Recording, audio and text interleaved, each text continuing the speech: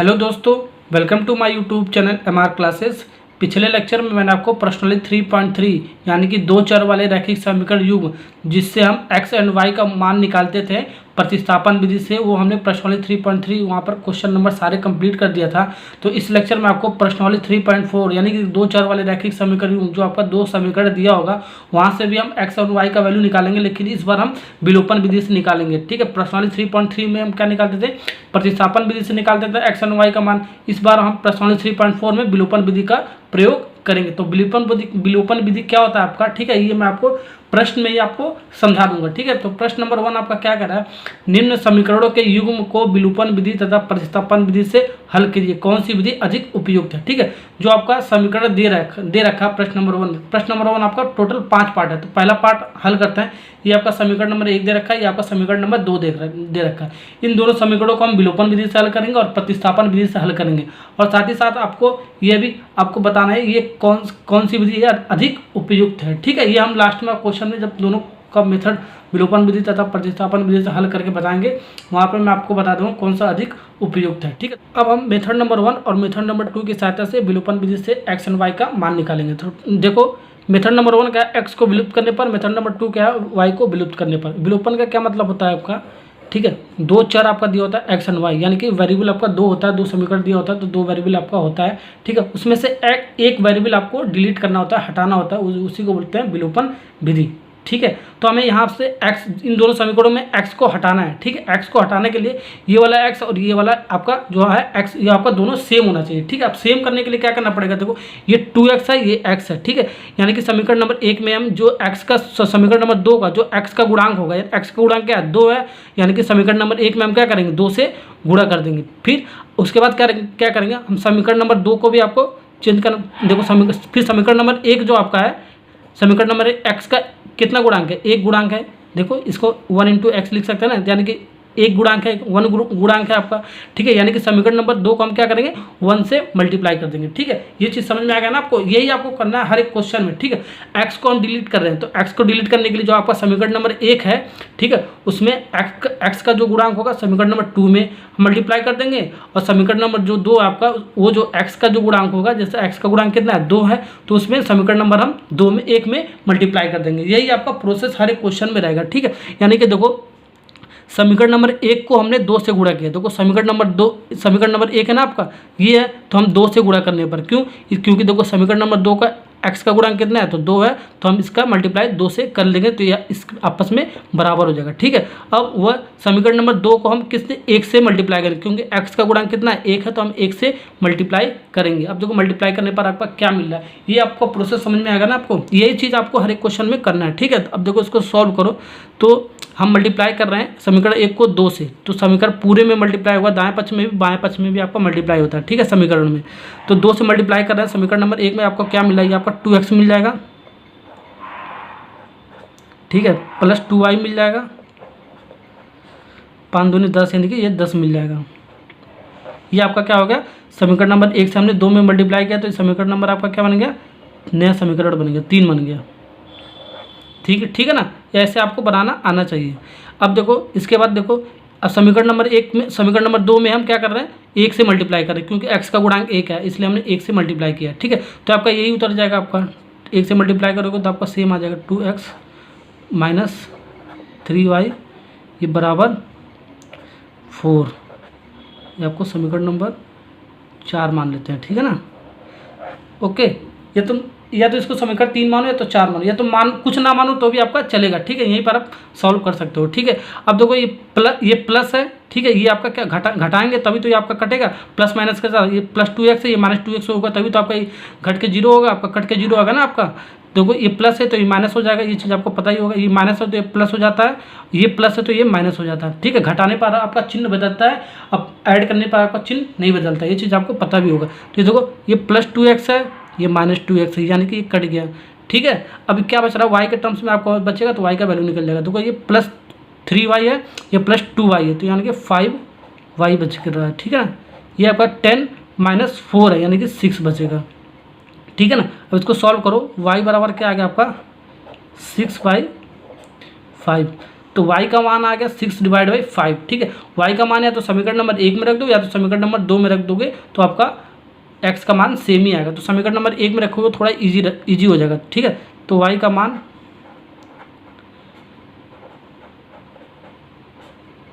समीकरण 1 में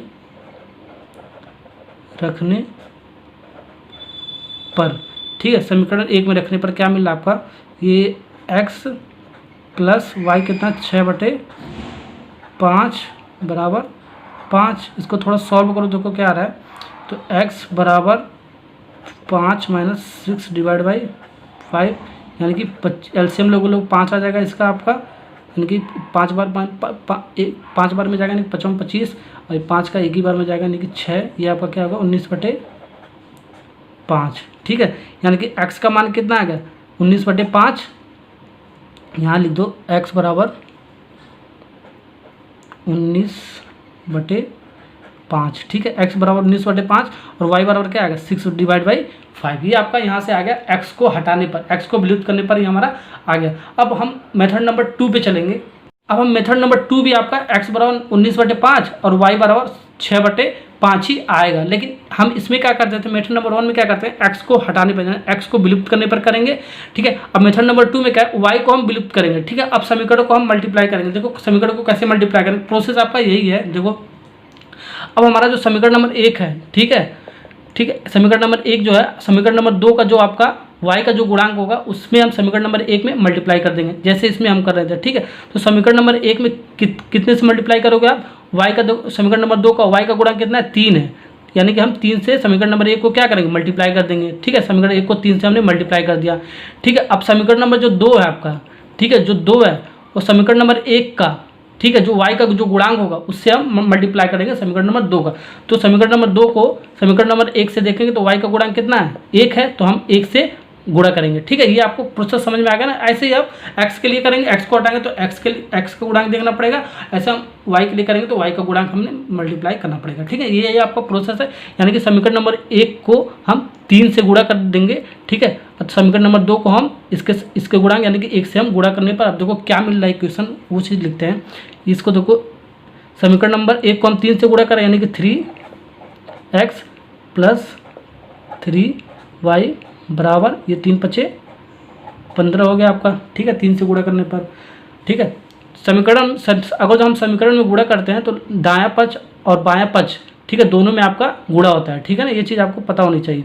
अब समीकरण नंबर 2 को हम 1 से गुणा कर रहे हैं यानी कि आपका यही आ जाएगा, आपका 1 से गुणा करने पर आपका उतना ही आता है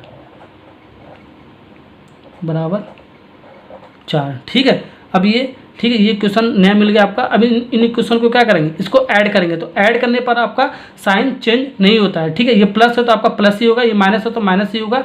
ठीक है, ये हम ऐड क्यों कर रहे हैं, देखो ये प्लस है ये माइनस है, ये आपका कट जाएगा। ठीक है, इसलिए हम ऐड कर रहे हैं।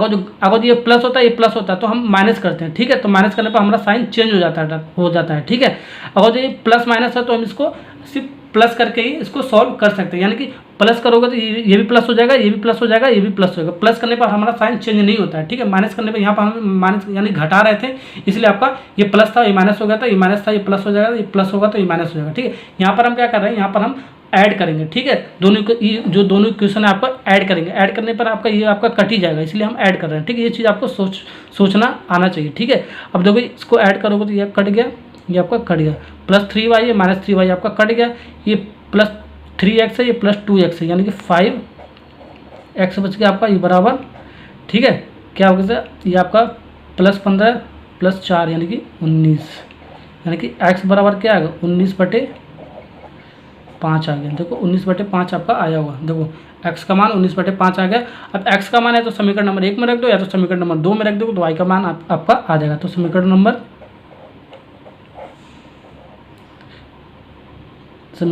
1 से क्या लिखेंगे, x का मान हम पुट कर देंगे। तो x का मान क्या है 19/5 + y बराबर 5। तो यहाँ से y क्या आ जाएगा आपका, देखो y आपका निकला 5 - 19/5 यानी कि 25 - 19 6/5 बराबर क्या आ जाएगा आपका, ये 25 में से 19 जाएगा तो 6/5। ओके, यानी कि यहाँ से आपका क्या आ गया, देखो x का मान कितना आ गया 19/5 और y का मान कितना आ गया 6/5। ठीक है, ये आपका आ गया। देखो यहाँ पर भी आपका x बराबर कितना आया था 19/5, ठीक है, और y का मान 6/5। यहाँ से भी आपका प्रोसेस से सेकंड मेथड से भी आपका इतना ही आया, x बराबर 19/5, y बराबर 6/5, यही आपका आएगा। ओके, अब ये आपका विलोपन विधि से हमने x एंड y का मान निकाल लिया, अब हम प्रतिस्थापन विधि से निकालेंगे। ठीक है, एग्जाम में आपको सिर्फ एक ही मेथड अप्लाई करना है, या तो ये वाला या तो ये वाला। ठीक है, अब हम हर एक क्वेश्चन में हम ये वाला मेथड अप्लाई करेंगे। ठीक है, एक्स को हम हटाएंगे, हर एक क्वेश्चन में एक्स को ही हम हटाएंगे। ठीक है, ओके, अब चलो स्टार्ट करते हैं, इसका प्रतिस्थापन विधि से हल करते हैं, एक्स एंड वाई का मान निकालते हैं।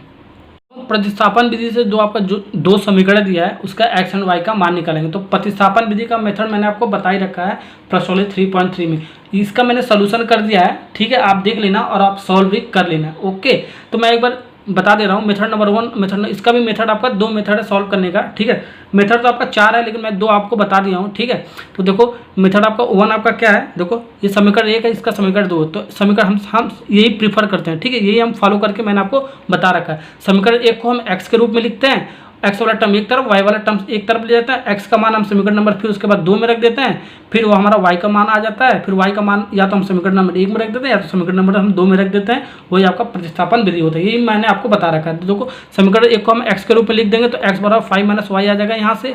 ठीक है, इसका मान हम समीकरण नंबर 2 में रख देंगे, तो 2 में रखने पर आपको इसको सॉल्व करें तो वाई बराबर 6/5 आ जाएगा। ठीक है, उसका भी आपको वहाँ पर भी आया था 6/5। तो वाई का मान आपका क्या आएगा, समीकरण नंबर 1 में हम रखेंगे वाई का मान, या समीकरण नंबर 2 में रखोगे तो आपका एक्स का मान कितना आ जाएगा, यहाँ से सॉल्व करोगे तो एक्स आपको 19/5 आ जाएगा। ठीक है, यही आपका आ रहा था, जो जहाँ पर विलोपन विधि से आपका आंसर इतना ही आ रहा था। देखो एक्स का मान कितना आ रहा था 19/5 और वाई का मान 6/5। ठीक है, एक्स का मान यहाँ से कितना आ गया 19/5, वाई का मान 6/5। तो आपका या तो विलोपन विधि लगाओ या तो प्रतिस्थापन विधि से सॉल्व करो दो चर वाले रैखिक समीकरण को, तो आपका जो आपका एक्स एंड वाई का जो मान आता है वो आपका सेम ही आता है। ठीक है, ये अलग अलग मेथड है अप्लाई करने का। ठीक है ना, अब मेथड नंबर 2 इसका कैसे कर सकते हो, देखो ये समीकरण नंबर 1 है, इसका समीकरण नंबर 2 आपका जो दे रखा है।